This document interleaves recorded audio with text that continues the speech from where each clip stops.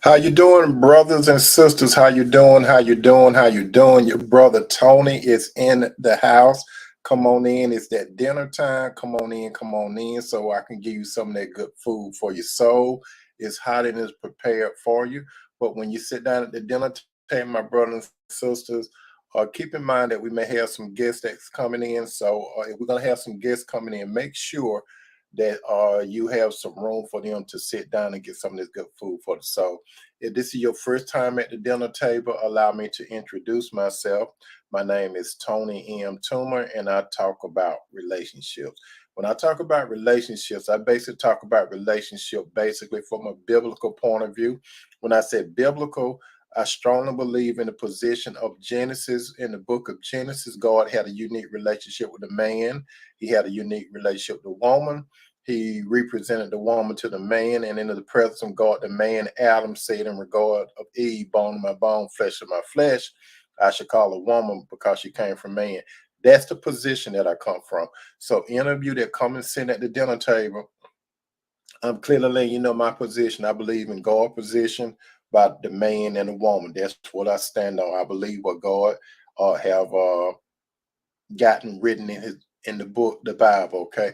Now, if you have another type of view of relationship, you have what's called free will. You can do whatever you choose to do. Um, but if you're sitting here, I'm just being up front and straight to the point that I believe in the concept of relationship of that how God created from the beginning, man and a woman. Okay. Now, um, I would like for you, brothers and sisters, that if you have a different viewpoint, I still would like for you to sit down at the dinner table and get some of the good food for the soul. Meanwhile, is this your first time? Some of you, it may be your first time. I would like for you to know that I'm on two different broadcasts. I'm on the book and I'm on the tube. Those of you that are on the tube, I may make some comments to those that are on the book. You may not see their names and comments. And on the flip side of it, those you on the tube, I may make some comments to those that are on the book. You may not see their names and comments, but I call their names and comment every now and then. Okay. So we're going to talk about this very important topic tonight. And a sister of mine, she brought this to my attention. And the sister, you know who you are. Come on in. I haven't seen you come in yet, but my sister, she brought in my sister Renee. She brought in a good topic tonight, and I decided that I would do it for because she didn't have to do it, but she thought that it would be interesting that I bring this topic up. And I think her name is Renee Simmons. Well, not Renee Simmons, Renee Simpson. Sister Renee Simpson. She wanted me to discuss this particular topic tonight. Okay, now when we look at the menu, on the menu for tonight, she wanted me to cook this up for you, okay? On the menu for tonight at the dinner table, relationships. How important is what he or she brings to the table? Again, relationship. How important is what he or she brings to the table? Now, my brother and sister, when it comes to a relationship, should you decide to be with someone that treats you halfway right, but they bring a lot to the table, or be with someone that doesn't have much to bring to the table, but that person brings you peace? Now, listen to me very carefully. Don't hear me, my brother and sister. Renee Simmons, she brought this topic to the dinner table. She said, Tony, well, she brought it to the kitchen. She said, Tony, take this and cook it. So I said, I'm going to cook that tonight, Sister Renee Simmons. So again, when it comes to relationship, my brother and sister, should you, just think about this, should you decide to be with someone that does half right, they bring a lot of stuff to the table, or someone that doesn't have much to bring to the table, but he or she bring you peace? This is something very important, my brother and sister. Now, it depends on your perception of what the table is, because most of the time we hear this thing about what someone brings to the table, what someone brings to the table. Most of the time, when a man or woman, when it comes to get into a relationship, most men and most women that's concerned with who bring what to the table, These type of people are more takers, okay? How you doing, Sister Tierra Mo? Welcome to the dinner table. Again, a man or woman that really concerned about what a man or woman brings to the table, these type of people are more selfish thinking. They're mostly about me, myself, and I. These type of people are basically narcissists. Because if you remember this, my brother and sister, if you look at it from a spiritual standpoint of Jesus, when Jesus was down here, he was more about giving. How you doing, Sister Cynthia Paul? Welcome to the dinner table. And you know it's written, my brother and sister, it's more blessed to give than receive. That's a key point. Only a mature man and a mature woman understand that concept, what Jesus said. It is better to give than receive. Now, some people think that you get more out of getting than receiving. Worldly men and worldly women think like that. It's more give, give, give, give. I mean, take, take, take, take, take, take, take. But when a man or woman come to the proverbial table in a given mode, that man or woman is more about the mindset of we, us, and our. You got to understand that. A giver mindset is we, us, and our. A taker is me, myself, and I. Now, should you decide to be with a man or woman, they halfway treat you right, but they have a lot of stuff to bring. When I say a lot of stuff, what am I talking about? I'm talking about assets. I'm talking about money. I'm talking about big houses. Could take those exotic trips and do a whole lot of things. But the premises is they got a whole lot of stuff. They got a whole lot of stuff, and they treat you somewhat right. Or what about this man or woman? He or she doesn't have a lot of the world goods. They don't have a lot of world goods, but they are making it. That's the key thing. They are making it. They won't be no liability to you, but they are making it. You, brother, and you, sister, you may have more quote unquote assets than that man or woman. But the difference between the man and woman that doesn't have that much to bring to the proverbial table, but they are making it, but they bring peace to you. Should you go to be in a relationship with that man or that woman, or should you be in a relationship with someone that treats you halfway right, but they got a whole lot of stuff? You ain't got to worry about paying no bills and all that kind of stuff. You know what I mean? You could just splurge on money and whatever. So what do you do? Now, that's an interesting question. What do you do? Now, when we go to God's word, God is different than man. And let me tell you how God is different than man. When we go to the book of 1 Samuel 16:7, again, that 1 Samuel 16:7, 1 Samuel 16:7. But before I say that, I got a question, my brother and sister. Do you think you should be in a relationship with a man only based on what he or she can provide for you? Or do you follow your heart and get a relationship with someone that doesn't bring them, but like I said, to the proverbial table? But back to what I was saying, 1 Samuel 16:7, 1 Samuel 16:7. This is what the Lord said. And let me give you the background of why the Lord said this. The Lord was selecting the second king of Israel because King Saul, that was the first king, God rejected him. So God sent Samuel to Jesse's house. Now, who is Jesse? Jesse is King David's son, okay? David was the youngest of all of Jesse's sons. So King Saul was rejected by God, and God sent Samuel to Jesse's house, okay? So when Samuel got there, he went through all of Jesse's sons, and God kept saying, no, I don't want him. I don't want him. I don't want him. I don't want him. And then Samuel asked Jesse, do you have any more sons?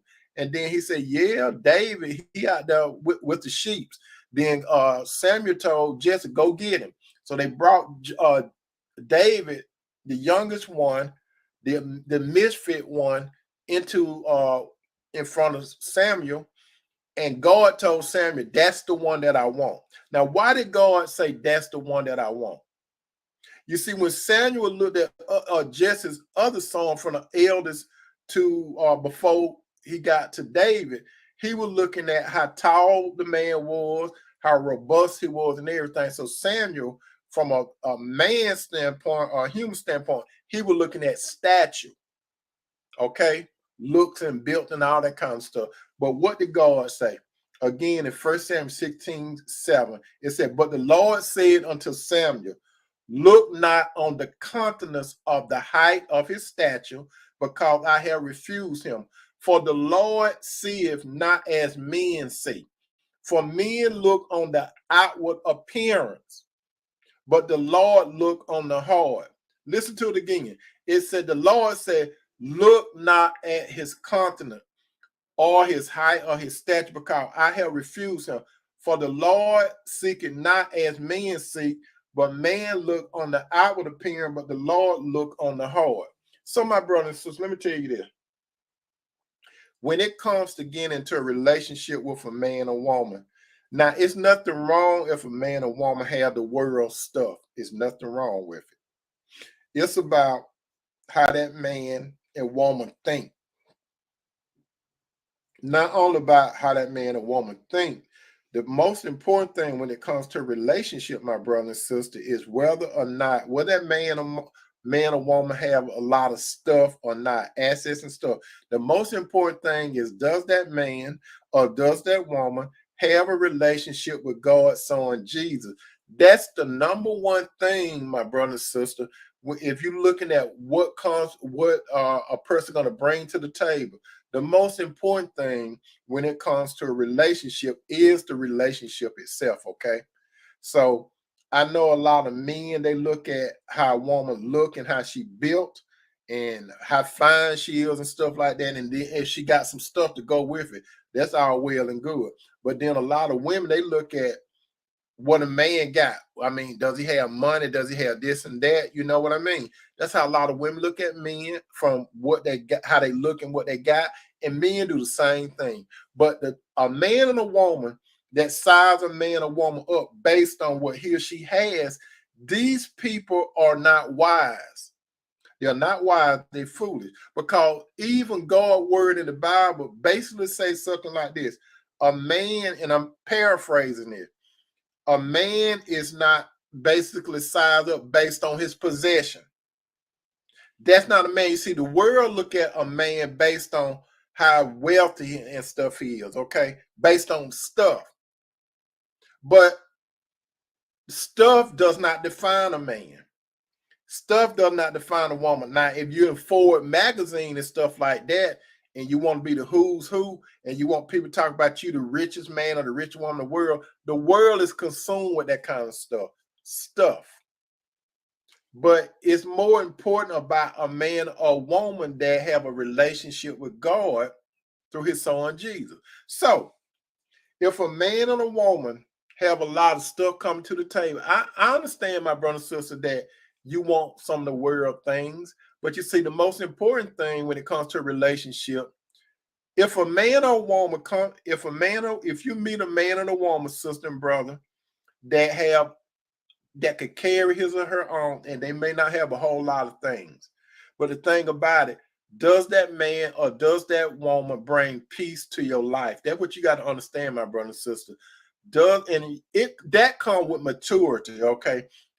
You can expect young people to think that way. You can really expect that. But when a man and woman get older, that man and woman should have what is called discernment.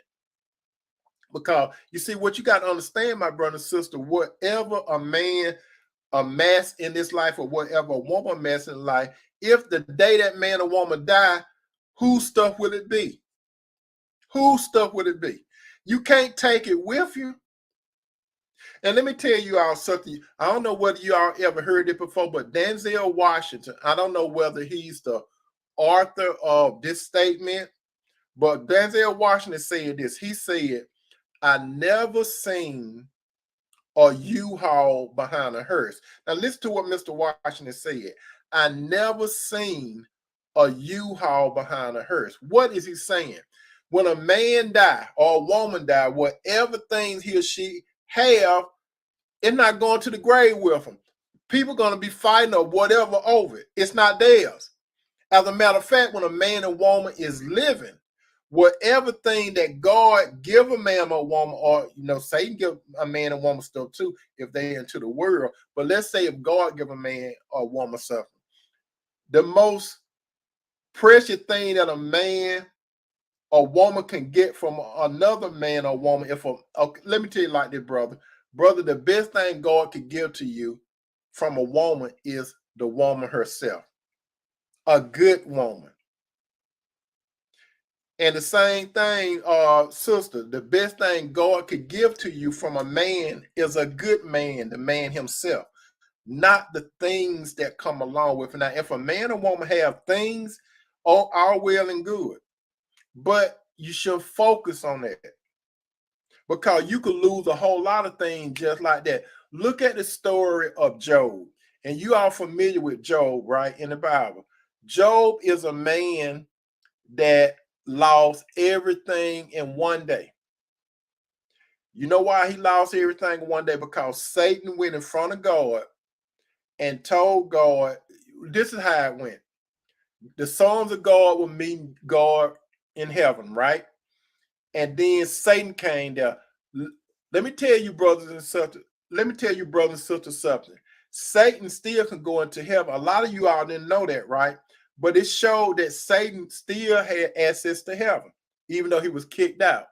This one particular time in eternity, the sons of God was around God. When it said the sons of God, at that particular time, we're talking about angels, right?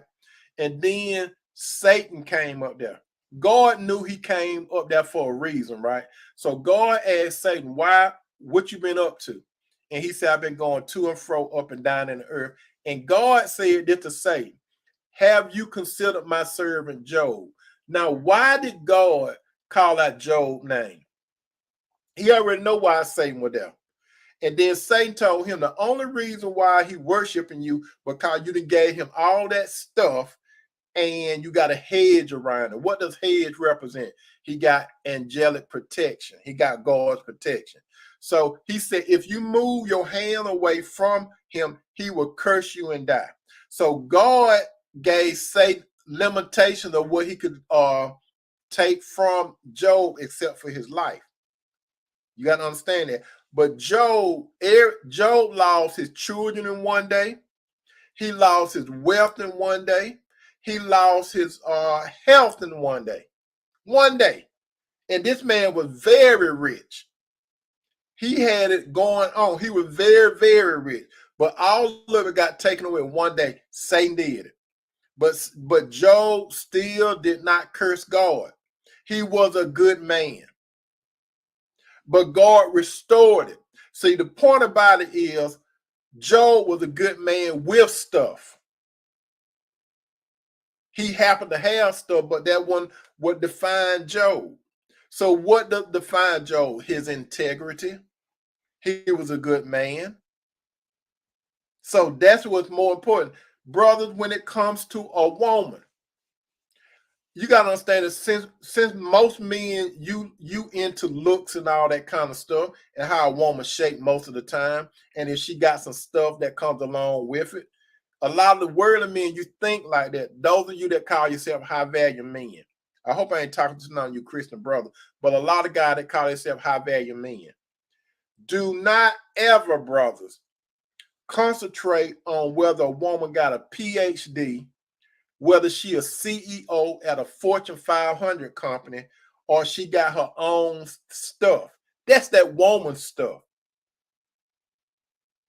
That's not important, because she could lose it in one day.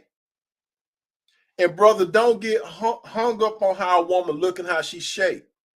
She's going to age. Her face is going to change. Her body going to change. And the stuff that she have, she's going to lose it. And sister, let me tell you this. Don't get hung up on a lot of stuff that a man have. He could lose it all in one day.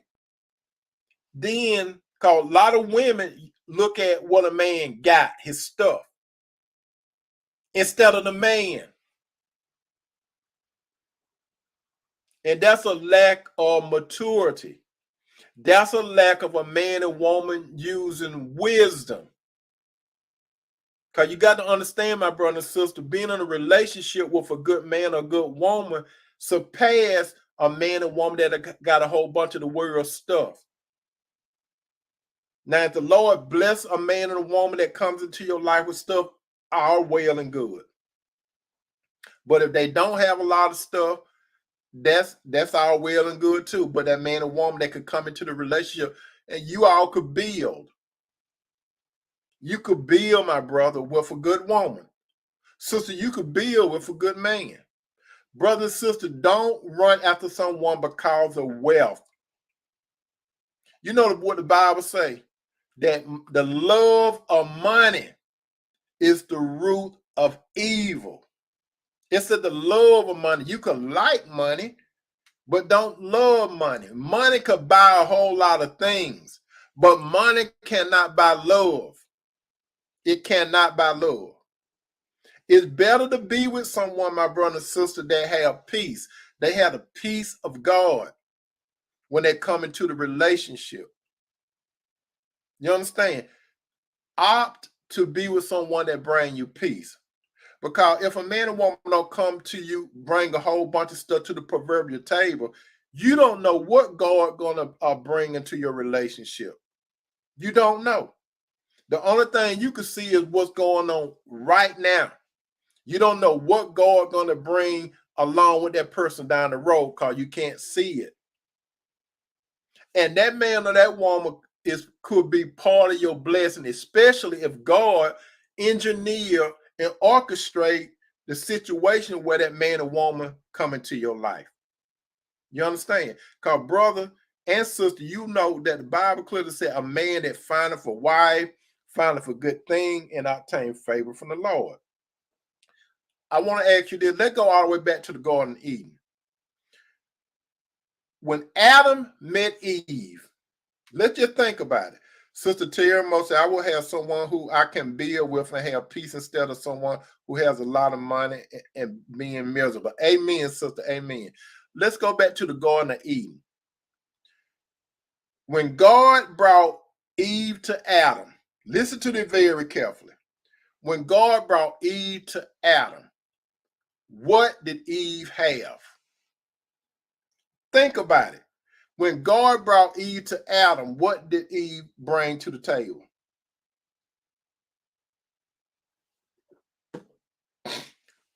The only thing Eve brought to the table was herself.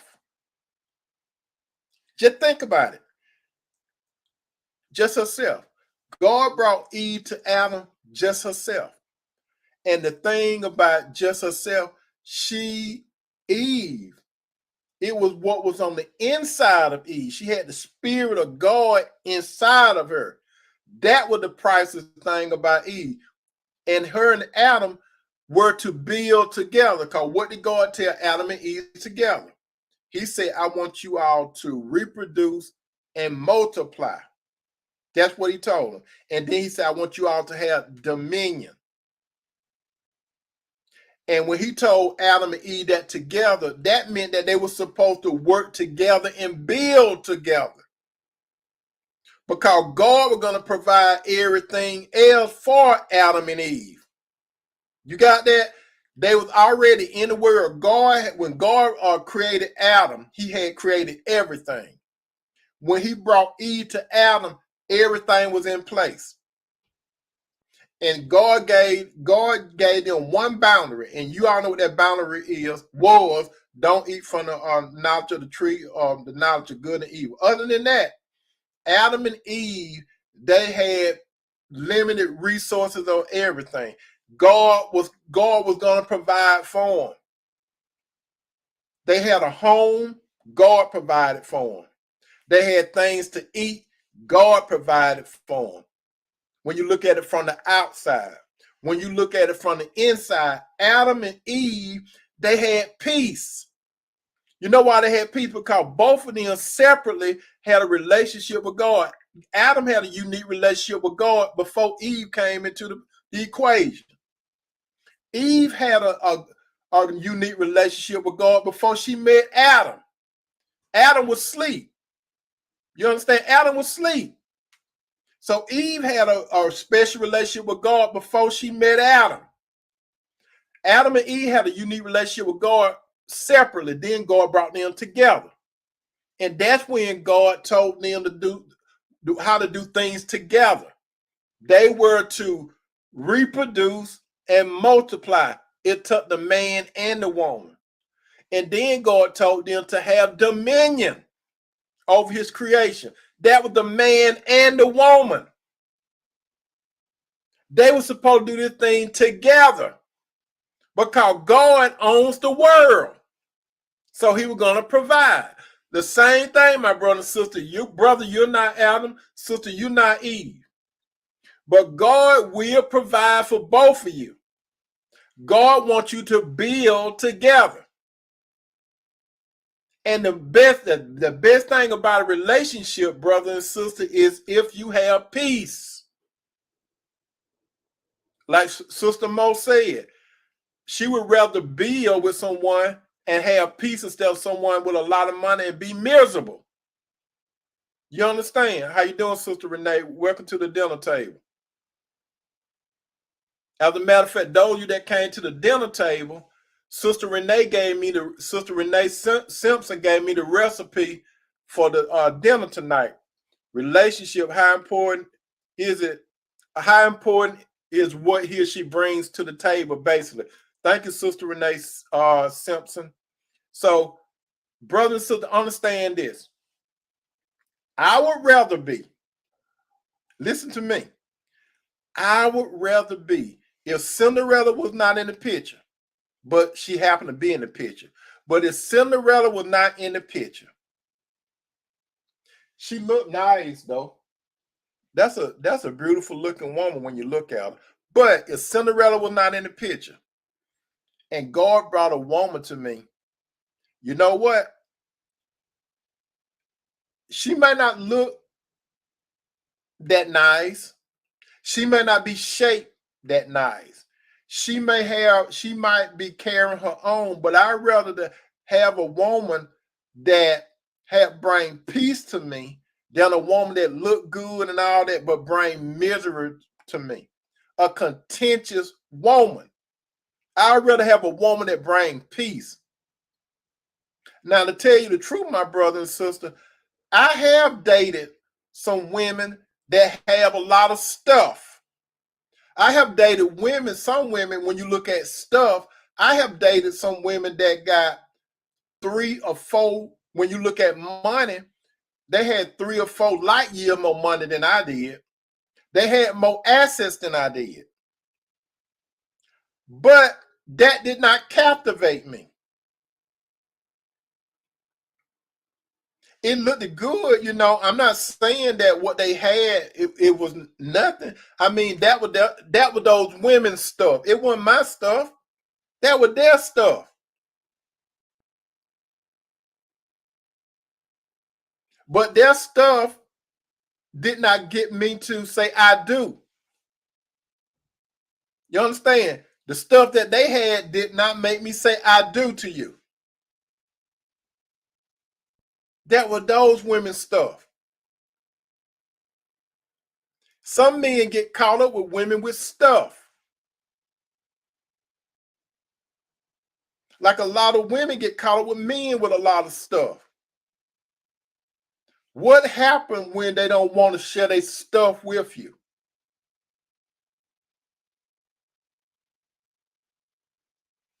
Peace. It's all about peace, my brother and sister. And let me tell you this, my brother and sister, when it comes to a man or woman, don't let your family, don't let your friends, don't let your co-workers make a decision for you. Now, if you introduce a man or woman to your family member, your friend, your co-worker, something, of course they got their opinion on stuff, but guess what? They don't have to live with that man or woman like you do, sister and brother. You have to be very careful when you introduce a person that you're going to bring into your life with your family. You got to be extremely careful because when you introduce somebody to some of your family members, you got to understand this. A lot of people in your family, they got jacked up relationships. They got jacked up relationships. Some of them don't have a relationship. Some of them go from one person to another. But you notice this, my brother and sister, people that have a whole bunch of quote unquote advice about relationships are people that not even in a relationship. Or you get advice from people that are in a relationship, but it messed up. They are roommates. You may have some family member that they married, but they live in the same house, different rooms. One doing his thing, she doing her thing. But a lot of people that got jacked up relationships or no relationship, those the people that got the most to say about relationship. They got all this advice. So my brother and sister, when you listen to your family members, your friends too, they got a lot to say about stuff.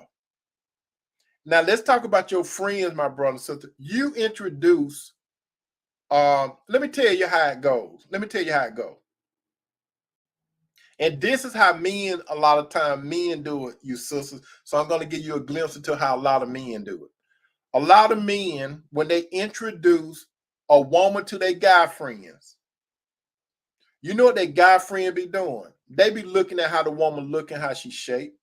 Let me give you a conversation of single men talking when a single man bring a woman in front of him. Let me give you a scenario. Okay, this man, he takes a woman, let's say like a Super Bowl party, okay? A Super Bowl party. Let's just say, put it to set a Super Bowl party. Okay. He bring this woman to the Super Bowl party, okay? So this is his friend, his guy friend, first time meeting a woman, right? What his guy friend is going to do, they're going to look at the woman, how she look in the face and how she shaped. That's what they're going to do. Okay, and this is what his guy friend is going to do. If that woman have to go to the bathroom or she go somewhere else with some more lady, you know, let me tell you how the conversation going to go. When that lady is out of sight, it's like she go to the restroom or she go around some more lady, and it just be that man and his boy. This is how the conversation gonna normally go. Hey man, where you meet her at? Then the man tell them where he met her at, right? And then this is how this is how his boy gonna say. They're gonna say, she really look good and she fine, man. She look good and she fine. And then you know what the next question that's gonna come up? Have you hit it? That's the next question. Have you hit it? Do you all know what have you hit it mean? Have you hit it mean have y'all had sex yet? That's the conversation of most men. They want to know, have the man hit it? Okay. And then if the man say, yes, I have hit it, you know what the second question is? How was it? Now, if they see the lady coming back to be with the man, their boy, you know what they're gonna do? They're gonna change the whole subject to something else. They're gonna start talking about football or something. That's the average conversation men be talking about a woman. And let me take you to the how the women do it. This is how a lot of women do it. A woman introduce a man to, let's say the woman take her man round to the family dinner, and it'd be a whole bunch of women there, right? She take this man to the family dinner, and she introduced the man to her family, right? Okay, and her family they checking the man out and everything, right? Let's say that the man go in a room where the other men's at, they're going to look at a game or something on TV. Now it's girl time, right? You know what women only start talking about? What does he do? What does he do? That's what most women thinking. What does he do? You know what these women asking it like, what does he do? They equating that with what kind of stuff he got, how much money he got. Then they may say something, he look nice, he look nice. But the first thing they want to know, basically, what he do. Then they may say, he look okay. Then a lot of time women, they're going to that part, have y'all done it yet?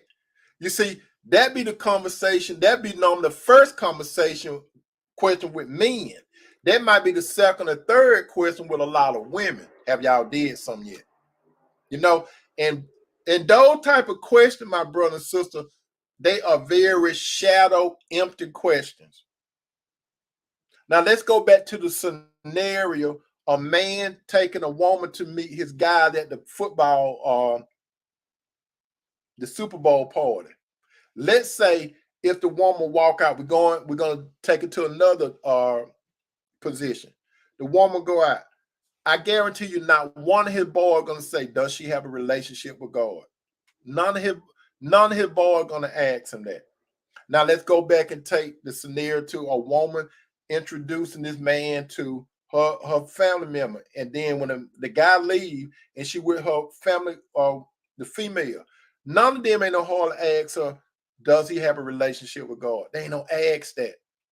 You know why? Because that's the way of the world. That's how the world thinks. Stuff and empty vanity stuff. All is vanity. That was King Solomon said. All is vanity. The most important thing, brother and sister, that you got to remember is, like God said through 1 Samuel 16:7. Again, at 1 Samuel 16:7. 1 Samuel 16:7, it said, but the Lord said to Samuel, look not on his countenance or on his height or his stature, because I have refused him. For the Lord see it not as men see it. What God is about to tell us? God telling us that his thoughts are higher than our thoughts. And this is what God looked at when he looked at you and me, brother. It said, for man look on the outward appearance, how you look and your stuff you got, all that outward stuff. But it said, but the Lord look on the heart. So, brother and sister, what's important to you when a person comes to the table? Their heart or their stuff? That's what you got to understand, brother and sister. What's more important? The heart or the stuff? If you wise, it will be the heart. If you foolish, it's going to be the stuff. Now, am I saying anything wrong with a person, a man or woman that got stuff? No, I'm not saying it. It's about priority. Priority is relationship. A relationship, brother, with a woman. A relationship with a man, sister, is about the heart. What type of man or woman is in front of you? You got to, if you're going to get a relationship with a man or woman, you want peace. You don't want a whole bunch of stuff and misery. Like Sister Moore said, you don't want misery and a lot of stuff. You want peace, but you should rather have peace with a small amount of stuff, or that person is able to hold his or her own, or that person could come and you all build together. Always remember that, my brother and sister. Like what we are having at the dinner table night, relationship, how important is what he or she brings to the table? Is more important that a man and a woman, when he or she come to the table, that he or she have a relationship with God's son Jesus first, and everything else fall in place. Not when a man and woman come to you and they got stuff, then you wondering if he or she have a relationship with the Lord. It doesn't go that way.